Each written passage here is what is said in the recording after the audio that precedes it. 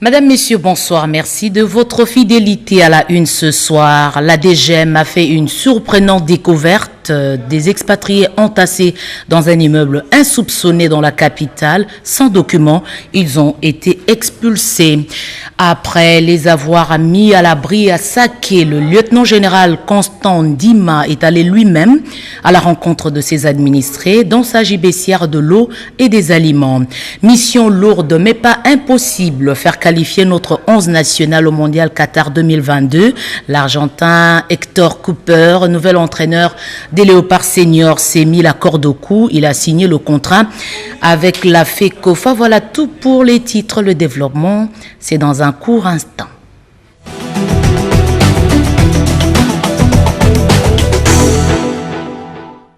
Bonsoir. Trafic aérien sur Kavumu, l'observatoire météo de Flight Radar et l'observation de Toulouse rassurent sur la reprise des activités. Ce dimanche, le comité de crise installé par le ministre des Transports Chérubin Okende a annoncé dans un communiqué de presse que les conditions relatives à la réouverture des trafics sont satisfaisantes. Ce comité a pour mission d'évaluer l'évolution de la situation aérienne découlant de l'éruption volcanique de Nyiragongo. Autre chose, sa parole était très attendue. Le chef de l'État s'est exprimé sur la catastrophe survenue à Goma. Il a choisi la presse pour s'exprimer. Dès les premières heures qui ont suivi l'éruption volcanique de Nyiragongo, le président de la République, Félix-Antoine Tshisekedi Tshilombo, a dépêché une forte équipe gouvernementale à Goma pour suivre de plus près la situation. D'heure en heure, le chef de l'État était au courant de l'évolution du sinistre causé par le volcan. Les 8 membres du gouvernement accompagnés du Premier ministre Sama Lukonde ont fait la restitution au garant de la nation qui s'est aussitôt présenté devant la presse pour donner les réponses à la crise humanitaire née de la catastrophe naturelle de Nyiragongo. Mesdames et messieurs de la presse, l'heure est grave, certes, mais pas désespérée. Je commence d'abord par exprimer toute ma compassion et ma solidarité au peuple de Goma, ces compatriotes de l'Est qui n'ont pas cessé d'être victimes de beaucoup d'exactions, parfois des groupes armés et maintenant même de la nature elle-même. Je tiens à dire ici que la situation est certes grave, mais elle est contrôlée. Le chef de l'État a promis de se rendre sur place dans la région pour réconforter ses compatriotes et les assurer de sa proximité. Dès que les aéroports seront ouverts, celui de Goma, peut-être celui de Kavumu, le premier qui sera ouvert dans la région, va me permettre de me déplacer en compagnie de la Première Dame. Parce que je tiens à aller me rendre compte de visu de l'organisation de cette prise en charge de nos compatriotes, mais également de leur apporter réconfort et soutien et de leur dire que le Congo tout entier est avec eux. Garant de la nation, le président Félix-Antoine Tshisekedi Tshilombo a lancé un appel de solidarité à l'endroit de la communauté nationale et internationale. Je pense aussi à l'assistance humanitaire. Et là, j'aimerais remercier également toutes ces organisations qui ont manifesté le désir, leur disponibilité même, à venir en aide à nos populations. Et je profite ici pour lancer un appel vibrant à tous nos compatriotes de bonne volonté qui ont les moyens de les mobiliser pour permettre au gouvernement de faire face à cette situation qui était totalement imprévue. Il y a certes un budget qui va être dégagé pour faire face à cette situation, mais les dons des uns et des autres seront également les bienvenus pour venir en aide à nos compatriotes. La population congolaise fait bloc avec le chef de l'État dans la gestion de la douloureuse épreuve que traversent nos compatriotes de Goma. Dans les prochains jours, cette ville va retrouver son rayonnement habituel. À combien se chiffre le nombre des évacués qui ont quitté Goma? Le chef de l'État a annoncé un chiffre. Félix-Antoine Tshisekedi Tshilombo a indiqué à la presse que le comptage se poursuit. Le président de la République a tout de même reconnu les conditions difficiles dans lesquelles les équipes travaillent. On écoute cet extrait.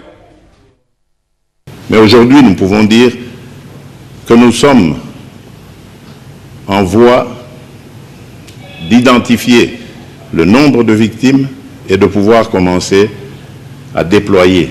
Et ça a déjà commencé à Saké d'ailleurs, où des camions-citernes contenant de l'eau potable ont été envoyés ainsi que des vivres. Maintenant, il faut aller sur les autres sites, Rutshuru, Kibumba, Masisi et même Bukavu, où on parle de à peu près 15 000 personnes qui sont arrivées depuis hier. Donc vous comprenez que la situation est sous contrôle, elle est certes grave, mais elle ne nous échappera pas. Et je peux vous assurer qu'au niveau de la communication, là aussi, il y aura beaucoup de travail de fait, parce que nous nous sommes rendus compte que, pris tous dans le feu de l'action, nous avons oublié de communiquer suffisamment. J'ai vu notre ministre le faire de fort belle manière d'ailleurs, mais il faut encore le faire davantage. Et ça aussi, ce sera quelque chose de plus. Le gouverneur du Nord Kivu, aux côtés de ses compatriotes mis hors du danger à Saké, Constant Ndima, leur a apporté du réconfort, de l'eau et des aliments. Regardez. Le militaire du Nord Kivu est allé à la rescousse des sinistrés de l'éruption du volcan Nyiragongo, basé à Saké en territoire de Masisi. C'est à une vingtaine de kilomètres de la ville de Goma. Le lieutenant-général Constant Ndima, très épris de la situation humanitaire désastreuse de ces populations déplacées, a apporté une assistance du gouvernement composée essentiellement des vivres et non-vivres, des produits pharmaceutiques et 120 mètres cubes d'eau potable pour soulager tant soit peu ces patriotes en détresse. Dans son adresse à la population, le lieutenant-général Constant Ndima a fait attendre que le danger est encore là. Il faut être patient et prudent, a-t-il martelé. Nous devons être vigilants, patients, parce que nous n'avons pas la décision. Ce sont les indications des scientifiques qui nous orientent. Alors il faut qu'on se réfère toujours aux indications, les prévisions, tout ce que l'OVG doit nous communiquer. C'est là où nous étudions au niveau politique pour apporter des solutions à la population. Le message que je viens de lancer, le danger n'est pas encore écarté, la prudence, la patience. Nous avons amené 120 mètres cubes d'eau, le vivre et non-vivre. Et demain, Madame de l'OICHA, on vient d'échanger tout à l'heure, là vous avez vu, on aura encore à scruter pour voir comment intervenir pour les handicapés et les malades. Le même convoi, même plus que ça, est déjà vers Kibumba. Vous pouvez même poser la question là-bas. Une autre mission similaire est celle conduite par le vice-gouverneur de Nord Kivu à Kibumba, dans le territoire de Nyiragongo. C'est aussi à une vingtaine de kilomètres de la ville de Goma. Kibumba a également accueilli plusieurs déplacés de Goma. Le commissaire divisionnaire Romy Ekouka Lipopo, lui aussi, a remis au nom du gouvernement plusieurs tonnes de vivres et non-vivres, ainsi qu'une bonne quantité d'eau potable. Quoi qu'il en soit, les populations en évacuation devront encore attendre l'appel du gouverneur du Nord Kivu avant de retourner dans leur domicile. Au nom de la population, le chef de la chefferie de Baoundé, le Mwami Nicolas Kalinda, a choisi le mot juste pour remercier le gouverneur militaire pour ses gestes de charité envers les déplacés en détresse. Et cette population qui était à Saké, parce que toute la population avait pris la direction, presque toutes les directions, les uns sont partis vers Kichanga, d'autres vers Masisi, et d'autres vers Ngungu, mais aussi,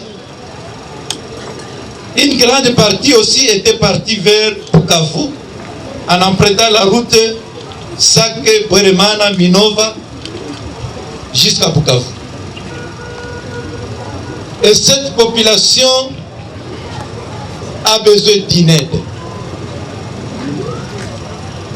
Mais surtout ici à Sake, où presque 80% de cette population est cantonnée. Sans attendre, l'équipe de la Fondation Denise de Nyakiro Tshisekedi, présente dans le Nord Kivu, se lance au chevet des sinistrés de l'éruption de Nyiragongo. Pour soutenir l'action humanitaire, les représentants de la Première Dame ont remis des vivres et non-vivres au personnel de l'Observatoire volcanique de Goma. La Fondation Denise Nyakiro entrevoit d'autres actions de même nature pour soutenir les efforts du gouvernement de la République dans les zones touchées, notamment Sake, Rutshuru et Kibumba, ces sites qui ont accueilli les déplacés de Goma. Ces lots de vivres et non-vivres ont été remis à l'OVG par la chargée des affaires sociales de la Fondation de la Première Dame, Sarah Bisselele. Autre chose, le développement durable des ressources naturelles pour l'observation de la Terre, c'est le thème d'un atelier régional conjoint des pays membres de la CEC tenu à Kinshasa. Christine Lenzo, reportage.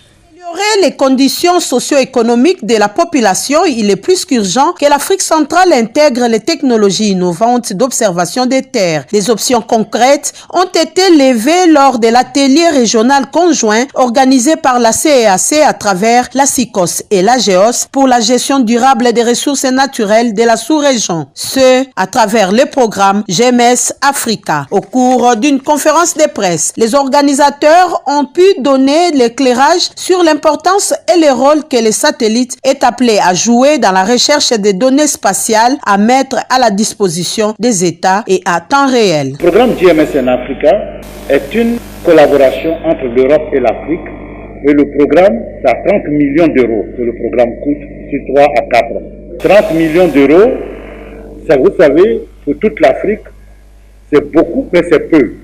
Mais l'intention du programme, c'est de servir ou d'être comme une plateforme de lancement pour éveiller les consciences des décideurs locaux. Il s'y est de rappeler que parmi les recommandations de ces 3 jours d'atelier, les experts venus des pays d'Afrique centrale et ceux de l'Union africaine et de la CEAC, la SICOS et la GEOS se sont convenus de mutualiser les compétences pour aboutir à la standardisation des produits, de renforcer les capacités institutionnelles et humaines en mettant en place des formations, des transferts de compétences, en mettant en place aussi des politiques de genre dans les institutions. Ajoutez à cela la prise en compte des institutions nationales productrices de données dans la sous-région comme la RVF et IRSN, aussi l'intégration des unités d'enseignement et des recherches sur les applications spatiales dans les curricula académiques, pour ne citer que ces cas. Leurs maris combattent au front et la nation reste reconnaissante à nos vaillants militaires et policiers sous le drapeau. Leurs épouses ont bénéficié de l'attention du gouvernement. Elles ont reçu des vivres de la ministre du Genre, Gisèle Ndaya. Reportage de Yolande Voka. Déjà en amont, elle s'était lancée dans une série d'activités de quinzaine de familles depuis le 15 mai. La ministre du Genre, Famille et Enfants, Gisèle Ndaya Luseba, est allée réconforter les familles de policiers et militaires dans différentes casernes de la capitale, surtout ceux engagés dans la mission de pacification dans l'est de la République démocratique du Congo. Dans sa gibecière, la patronne du Genre, Gisèle Ndaya Luseba, avait 2 sacs d'haricots, du riz, du sel, d'huile et autres produits de première nécessité. Quand quelqu'un est au front, vous savez très bien qu'il n'a pas le cœur net. C'est comme ça que nous, en tant que responsables, nous nous sommes dit, nous pouvons peut-être visiter les familles, leur apporter le soutien moral et pourquoi pas quelque chose comme matériel. Grande a été la joie de bénéficiaires. Nous remercions Madame la ministre du Genre, Famille et Enfants pour l'assistance qu'elle a daigné apporter aux familles de militaires dans des casernes. Souhaitons que ce geste poursuive. Cette tournée dans le camp Badiading, Kokolo, Kabila, Lufungula a clôturé la série des activités de quinzaine de familles initiées par la ministre du Genre, Famille et Enfants, Gisèle Ndaya Luseba.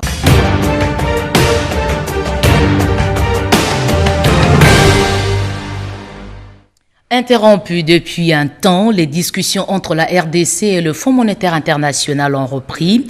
Les échanges ont eu lieu en visioconférence cette semaine avec le président de la République lui-même.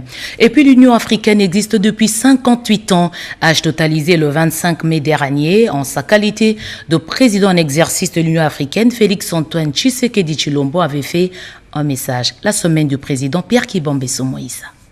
Dans un message adressé au peuple du continent, le 25 mai 2021, le chef de l'État, président en exercice de l'Union africaine, Félix-Antoine Tshisekedi Tshilombo, a 58 ans après la création de l'Organisation de l'Unité africaine, salué la vision des pères fondateurs qui ont décidé le 25 mai 1963 de donner corps à cette architecture continentale à partir d'Addis Abeba en Éthiopie.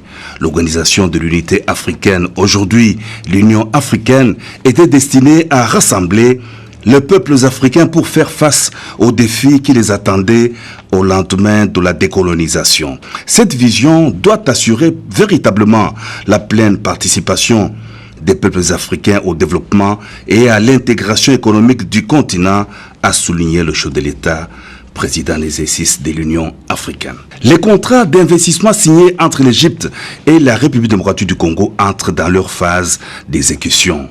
Une forte délégation égyptienne a été reçue par le président de la République Félix-Antoine Tshisekedi Tshilombo dans le cadre de la concrétisation des projets signés en février dernier, notamment la construction de la station voltaïque de Chipuka en Mbuji-Mayi et le projet Kitoko, la nouvelle ville de Kinshasa. Interrompues momentanément, les discussions entre la République démocratique du Congo et le Fonds monétaire international ont repris.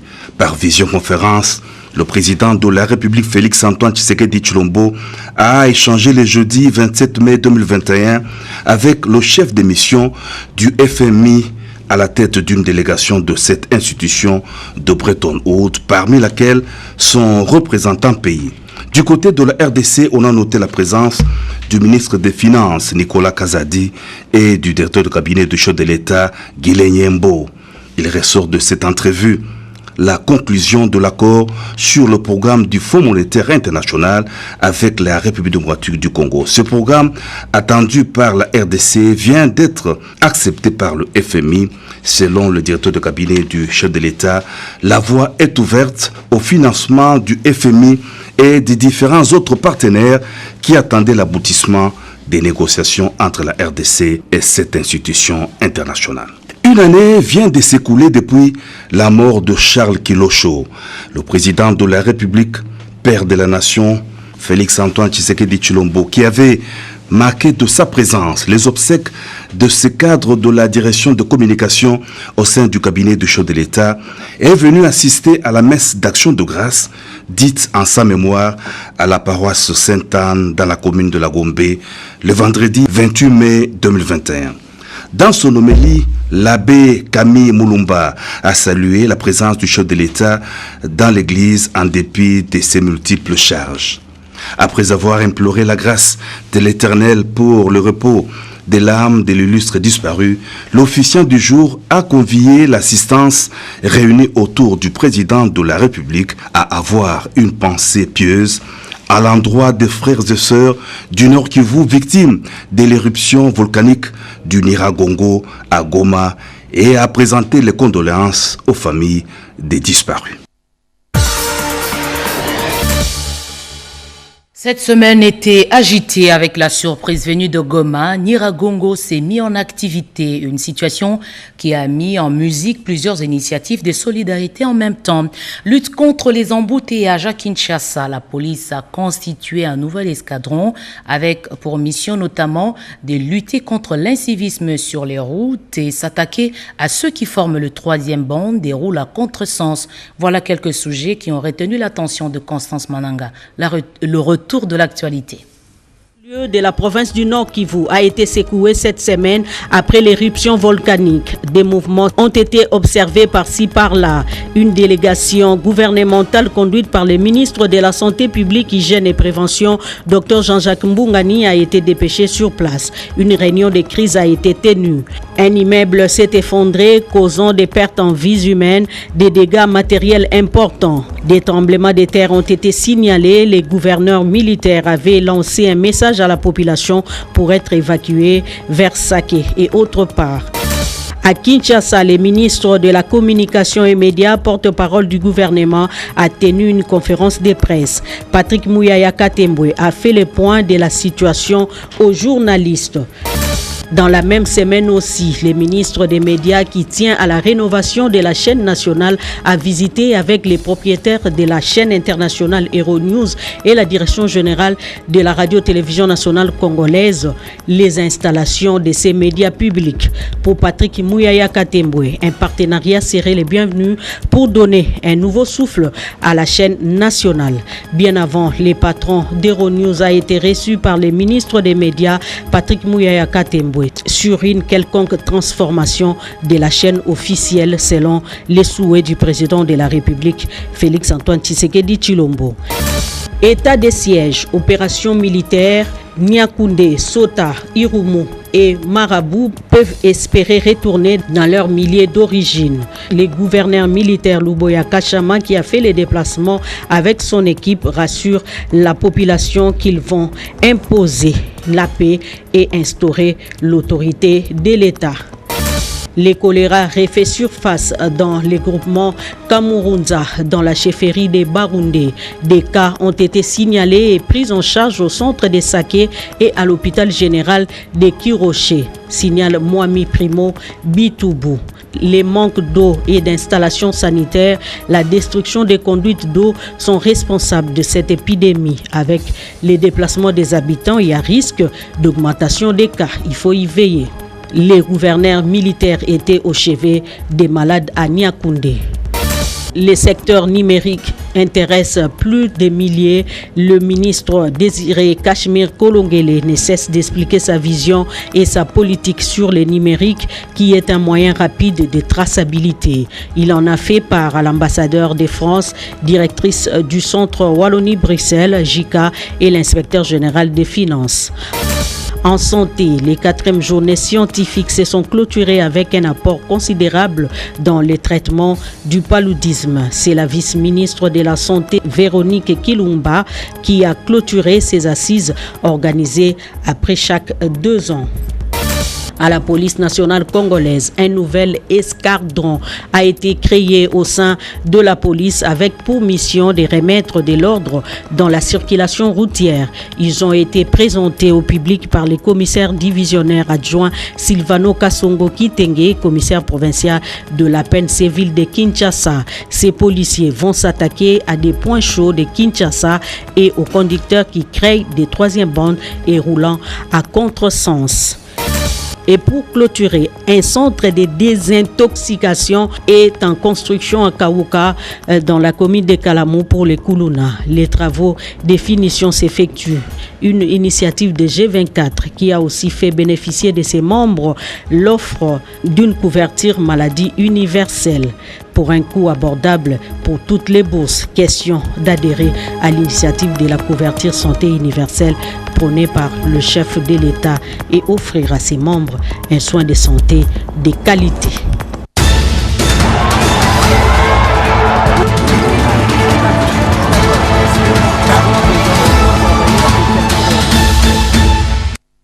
L'actualité dans le monde et en Afrique, des morts au Niger, au moins 50 vies fauchées lors d'un naufrage. La suite, c'est dans cette sélection signée Marie Kalang. Une semaine macabre au Nigeria, une quarantaine de corps repêchés et plus d'une centaine disparus et seuls 20 passagers retrouvés vivants après un naufrage sur le fleuve Niger dans le nord-ouest du Nigeria où un bateau a chaviré le mercredi dernier. Ce navire en bois en mauvais état transportait à son bord 180 passagers, soit le double de passagers autorisés selon les autorités locales. Une autre catastrophe au Nigeria, le chef de l'armée nigériane, le lieutenant-général Ibrahim Atahiru, est mort dans le crash d'un avion militaire avec 10 autres officiers le samedi 22 mai en fin d'après-midi autour de l'aéroport de Kaduna dans le nord de ce pays. Pendant ce temps, au Mali, après le putsch militaire, la Cour constitutionnelle malienne a déclaré l'ancien commandant de bataillon des forces spéciales, Assimi Goïta, président de transition du Mali. Pour rappel, les militaires mécontents du nouveau gouvernement annoncé par les autorités de transition ont procédé le lundi 24 mai à l'arrestation du président Bah Dao et de son premier ministre dans un coup de force. Après 3 jours de détention, c'est le jeudi 27 mai que Bah Dao et Mokhtar Ouane ont été relâchés. C'est au Rwanda que le président français a entamé sa mini-tournée africaine. Au cours de cette première visite, Emmanuel Macron a reconnu dans un discours devant le mémorial de Gisozi les responsabilités de la France dans le génocide des Tutsis en 1994. Après Kigali, le chef de l'État français s'est rendu à Pretoria en Afrique du Sud, un déplacement centré essentiellement sur la lutte contre la Covid-19. En dehors des frontières africaines, environ 1 millier de migrants mineurs se trouvent toujours dans l'enclave espagnole de Ceuta. Ces mineurs non accompagnés errent dans les rues et le cas d'un chacun sera étudié d'ici peu pour décider d'un renvoi vers le Maroc ou d'un maintien en Espagne, ont annoncé les autorités espagnoles le lundi 24 mai dernier. Bachar al-Assad réélu sans surprise président de la Syrie avec 95,1% de voix pour un 4e mandat lors d'un scrutin tenu dans les régions sous contrôle du gouvernement. Propulsé au pouvoir en 2000, succédant à son père, Hafez, mort après 30 années de règne sans partage. Et pour finir, aux États-Unis, 9 personnes ont été tuées et plusieurs autres blessées lors d'une fusillade causée par un employé de la Valley Transportation Authority le mercredi 26 mai sur le site de l'entreprise de transport public à San José, en Californie, a fait savoir la police. Le présumé tueur s'est ensuite suicidé.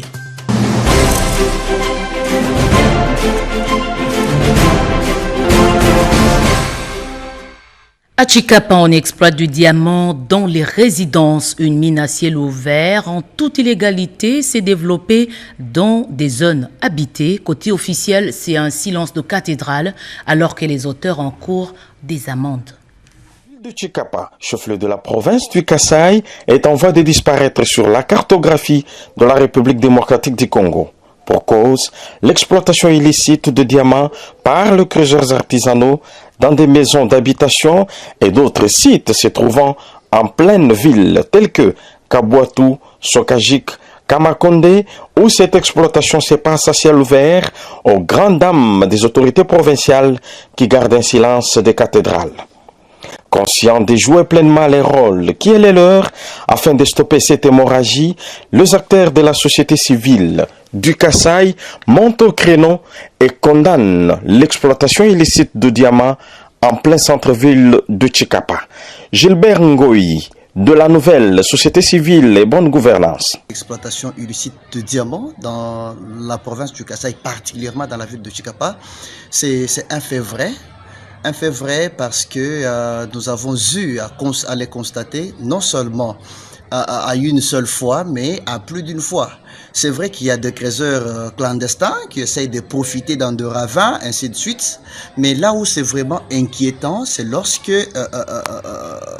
on voit ou on assiste à cette exploitation en pleine journée. Et c'est là en présence même de certains services chargés de faire respecter la loi.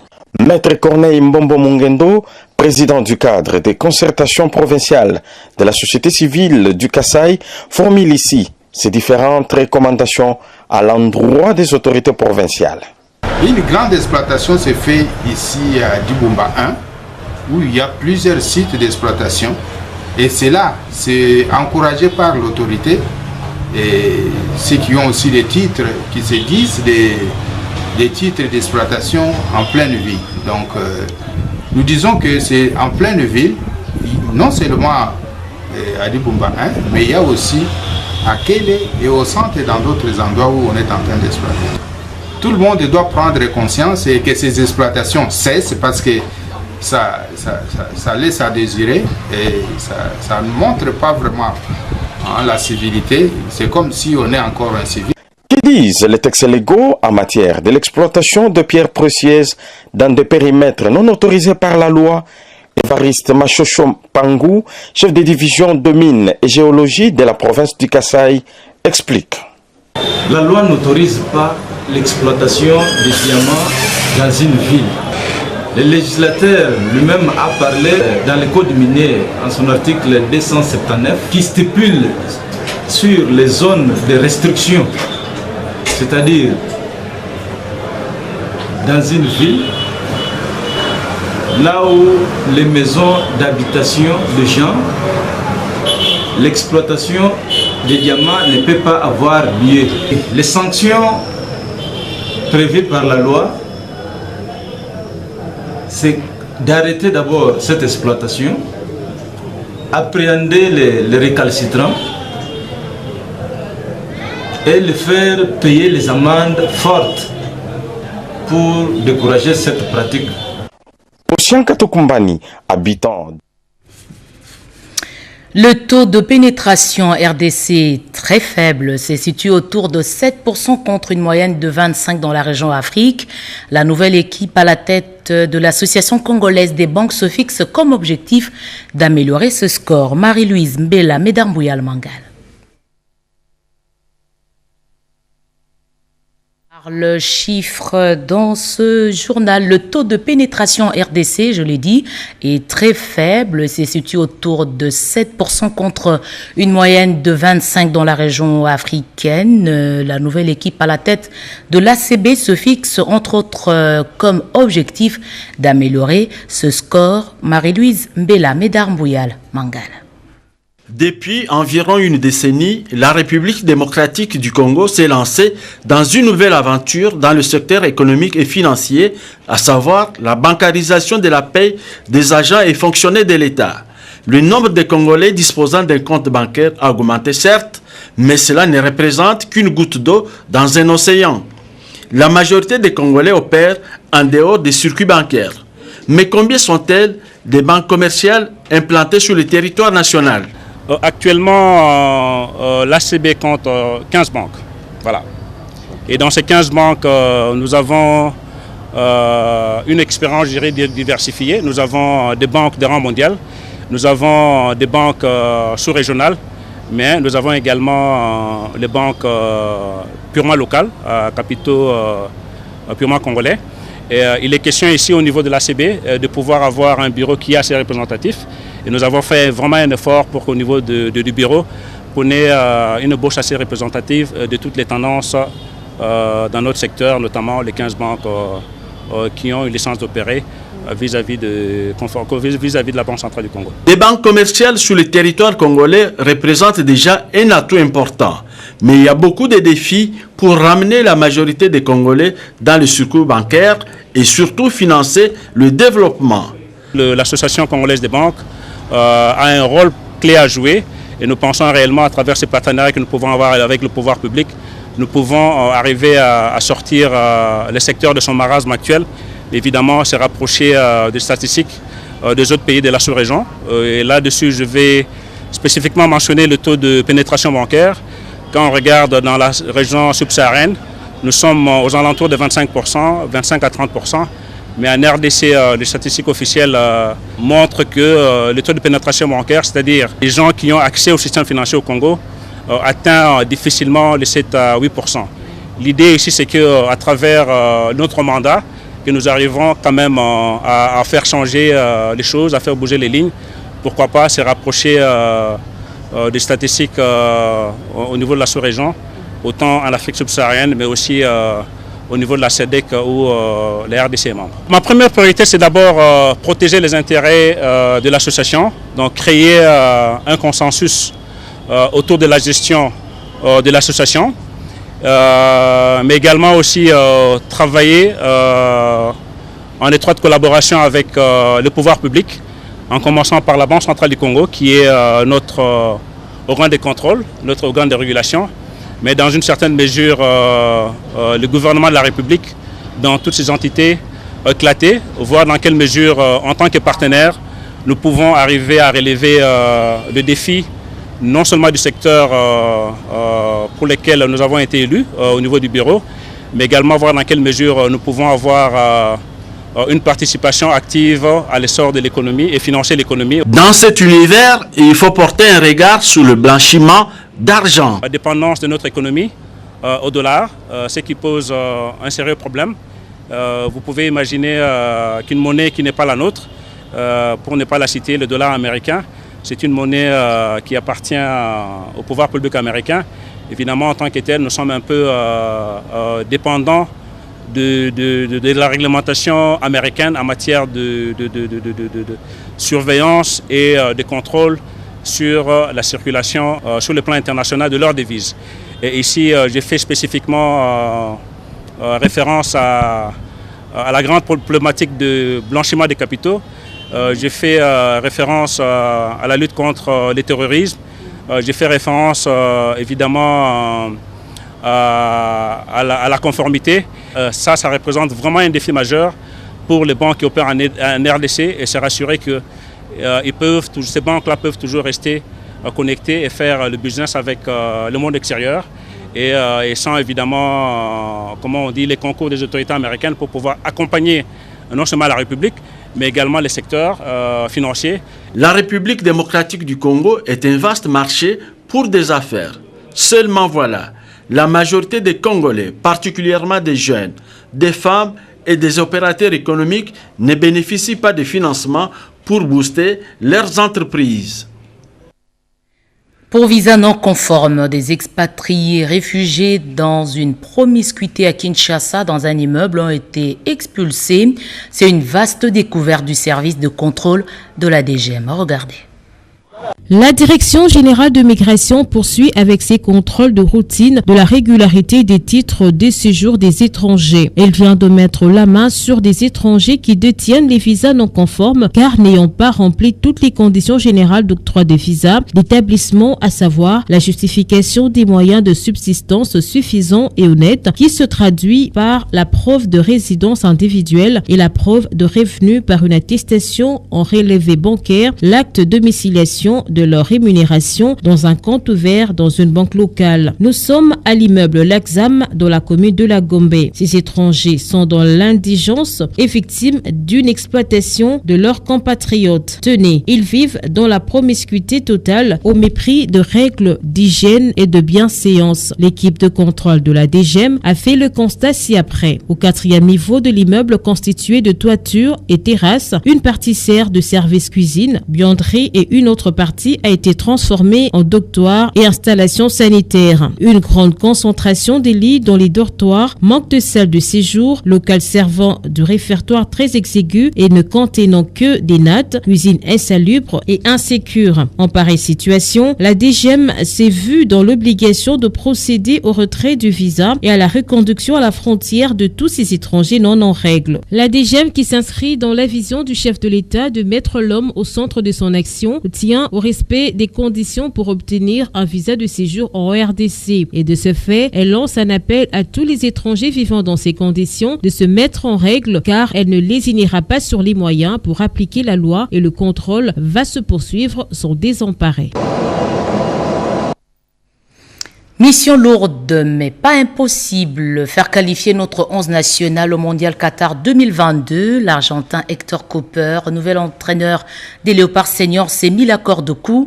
Il a signé le contrat avec la FECOFA. Cédric Kenina, reportage.